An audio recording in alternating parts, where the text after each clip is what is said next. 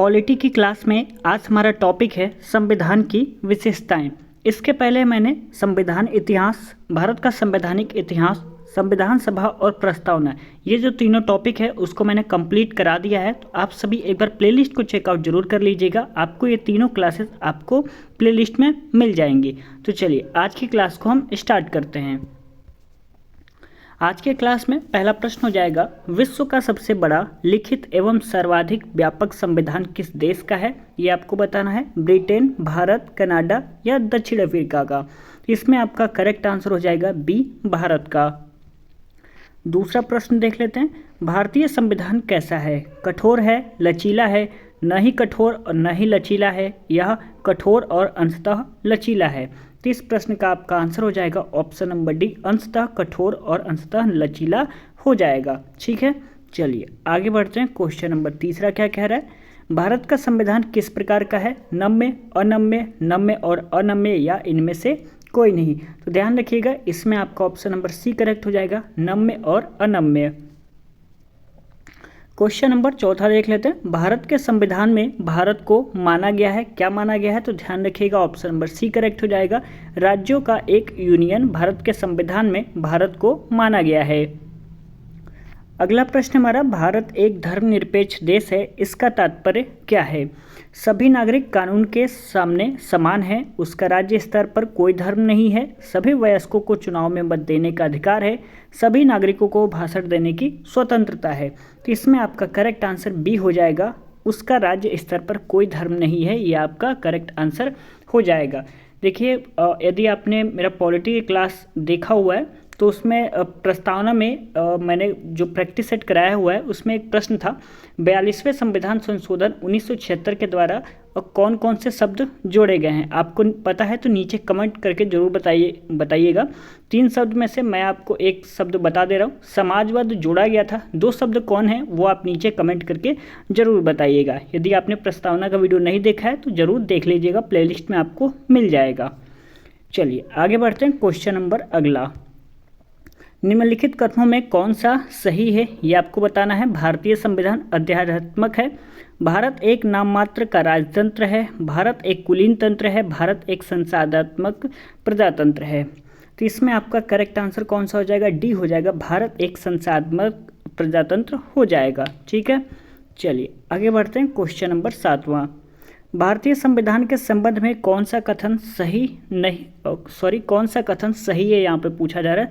देखिए, क्वेश्चन को 1 से 2 बार पढ़ लिया करिए ताकि क्लियर हो जाएगा कि क्वेश्चन क्या पूछ रहा है। जैसे मेरे से अभी मिस्टेक हो गया, कौन सा कथन सही नहीं है ये बोलने वाला था, लेकिन यहाँ पे मतलब बाद में मेरे को पता लग गया कौन सा कथन सही है। तो आप सभी 1 से 2 बार क्वेश्चन को पढ़ लिया करिए जब ऐसा क्वेश्चन आता है आपके सामने तब, क्योंकि पेपर में ऐसा क्या होता है, कौन सा कथन सही है और हम पढ़ लेते हैं कौन सा कथन सही नहीं है। मेरे साथ ऐसा ज़्यादा होता है, तो प्लीज़ आप लोग थोड़ा ध्यान रखिएगा आगे।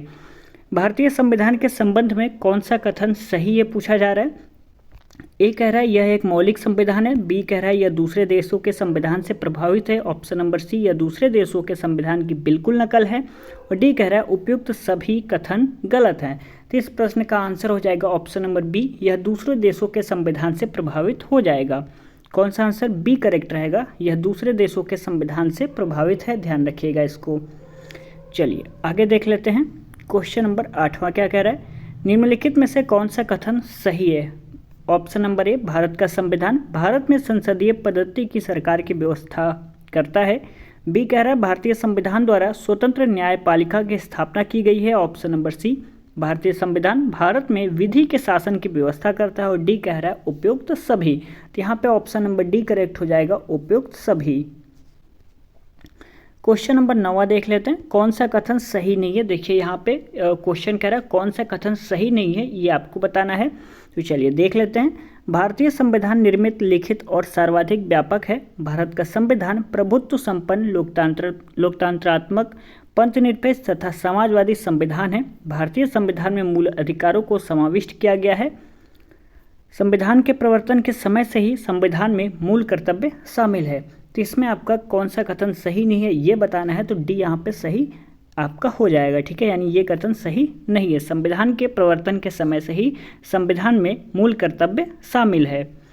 चलिए आगे देखते हैं।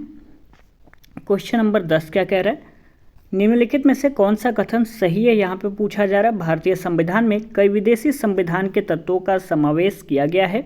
बी कह रहा है भारतीय संविधान एकल नागरिकता का प्रावधान करता है।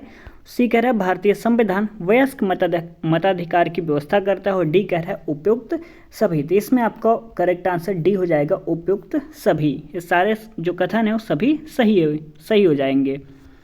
क्वेश्चन नंबर 11 देख लेते हैं। भारत का संविधान है, इसमें आपका करेक्ट आंसर सी हो जाएगा, कठोर कम लचीला अधिक, ये आपका करेक्ट आंसर हो जाएगा।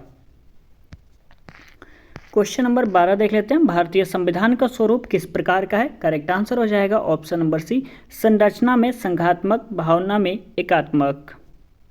क्वेश्चन नंबर 13 कह रहा है भारतीय संविधान भावना में एकात्मक है क्योंकि केवल संसद को संवैधानिक संशोधन प्रक्रिया आरंभ करने का अधिकार है। ऑप्शन नंबर ए कह रहा है। बी कह रहा है कुछ स्थितियों में संसद को राज्य के लिए कानून बनाने का अधिकार है। और सी कह रहा है अखिल भारतीय सेवा के कारण।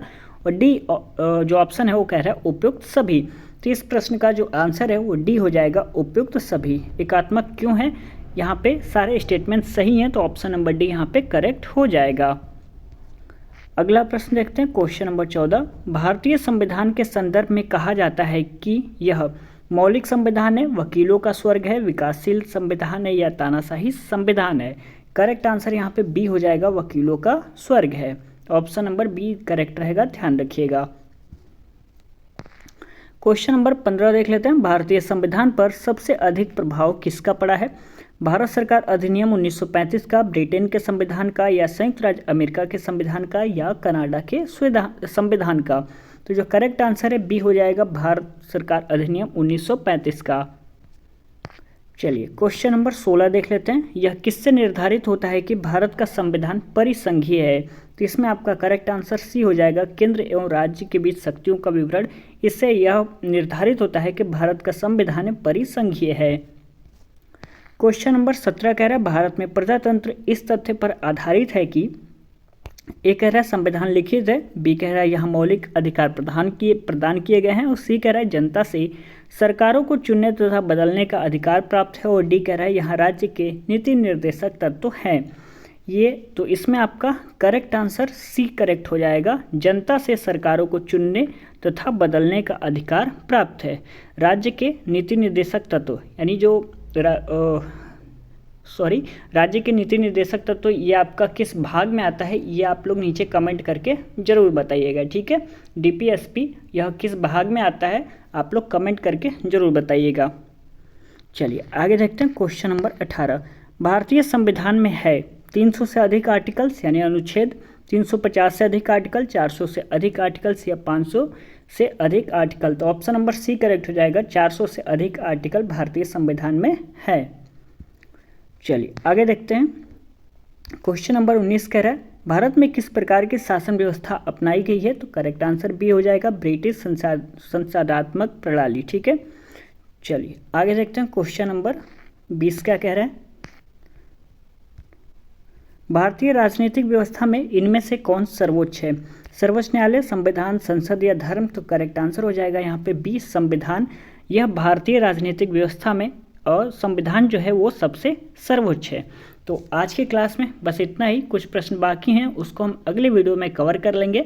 यदि वीडियो आपको अच्छा लगा होगा तो प्लीज़ वीडियो को लाइक ज़रूर कर दीजिएगा, अपने दोस्तों में इस वीडियो को शेयर कर सकते हैं। आपका दिल करे तो एक प्यारा सा कमेंट जरूर नीचे करिएगा कि आपको वीडियो कैसा लगा। चैनल को सब्सक्राइब कर लीजिएगा, यदि आपने अभी तक चैनल को सब्सक्राइब नहीं किया है तो एक बार प्लेलिस्ट को आप लोग चेक कर सकते हैं, वहाँ पे आपको बहुत सारे क्लासेस मिल जाएंगे। तो चलिए मिलते हैं अगले क्लास में, तब तक के लिए बहुत बहुत धन्यवाद।